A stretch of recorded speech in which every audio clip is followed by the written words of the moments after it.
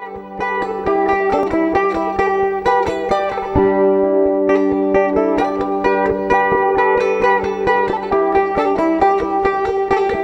budaya. Sobat JP, saat ini kami bersama-sama berada di salah satu tempat, tepatnya di Kebun Raya Samarinda. Di sini lagi berlangsung upacara pelekatan dan pengukuhan keturunan Dayak Mundang. Saat ini saya berada langsung dengan Bapak Jiu sebagai pemangku adat.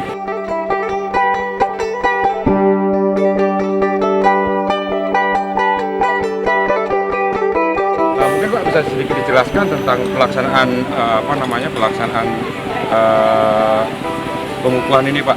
Seperti apa mekanisme dan apa maknanya, dan untuk kandungan makna yang tersirat dalam kegiatan ini, Pak. Silakan, Pak. Baik, terima kasih. Mungkin kita akan melihat dulu pemahaman dan pengertian pada apa itu adat. Ini menjadi penting, kenapa? Sebab sebelum kita masuk pada pemahaman itu, kita belum bisa menggali lebih jauh. Menurut pemahaman komunitas Modang, adat adalah sistem tatanan yang berlaku dalam kehidupan yang mengandung nilai, norma, dan kaidah untuk menata kehidupan itu, agar kehidupan itu dapat mencapai kehidupan yang sebagaimana mestinya, yang di dalam bahasa Modangnya leng ong dunua leng ong dua belah dong jauh belah dong telea, yang artinya secara harafiah kehidupan teduh, tentram, damai, dan sentosa. Nah, kehidupan inilah yang menjadi satu tujuan kehidupan semua orang dalam hidup di dunia ini. Adapun tujuan lainnya itu menjadi bagian yang lain daripada tujuan dari kehidupan itu sendiri.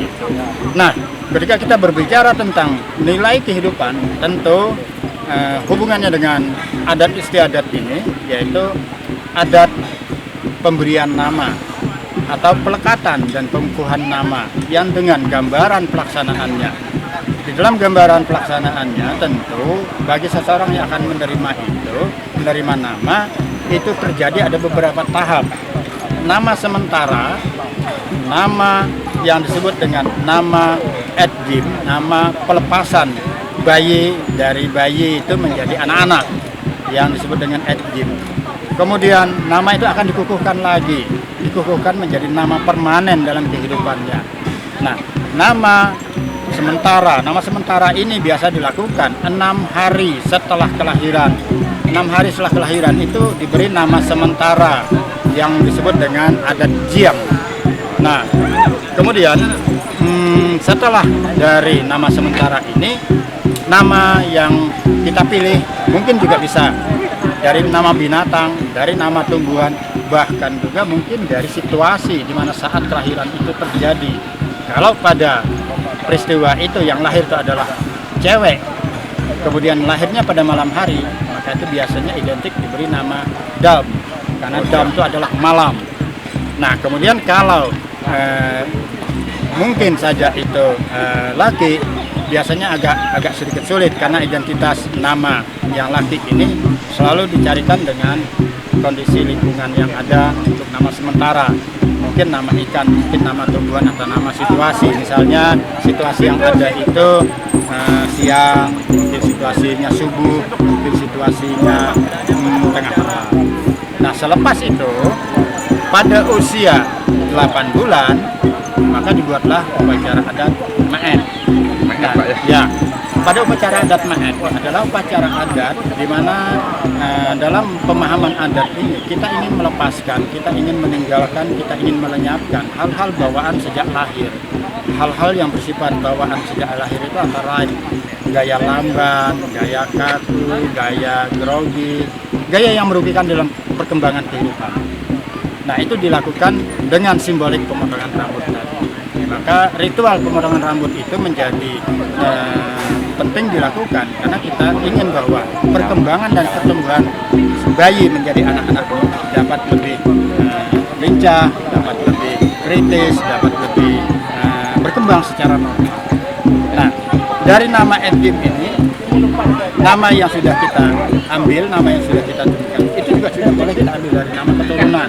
Mungkin dari nama datoknya, dari nama kakeknya, Namun secara selektif nama yang kita pilih itu adalah nama-nama tokoh yang bukan meninggalnya karena kecelakaan, karena dibunuh orang, karena ketimpa segala macam kayu dan lain sebagainya. Kematian-kematian yang seperti ini dianggap kematian buruk, kematian yang tidak normal, sehingga nama tokoh-tokoh ini tidak bisa kita turunkan ke dalam nama yang akan kita letakkan. Nah, dari nama yang sudah kita pilih ini tadi dibuatlah upacara adat yang dalam lingkungan yang ada mungkin sudah bisa mengundang dari kampung-kampung lain tingkat ekstrim ini. Nah, bagi keluarga yang mungkin masih ada keinginannya untuk membuat pengukuhan lebih lanjut, maka pada usia-usia di atas 1 tahun, mungkin 3 tahun, mungkin 4 tahun, ketika sudah memiliki kesiapan secara konsumtif, maka ini sudah bisa dilaksanakan kembali. Dan itu sudah bisa mengundang lebih banyak keluarga, lebih banyak untuk pengukuhan nama itu. Nah, pengukuhan itu simboliknya dari pemotongan hewan korban tadi. Karena pemotongan hewan korban ini yang menjadi penghantar, yang menjadi penyampai, yang menjadi mediator ke dalam alam baka sana, ke akhirat sana, kepada leluhur yang ada. Disinilah apa yang kita kenal dengan pengukuhan adat itu dengan simbolik dari hewan korban.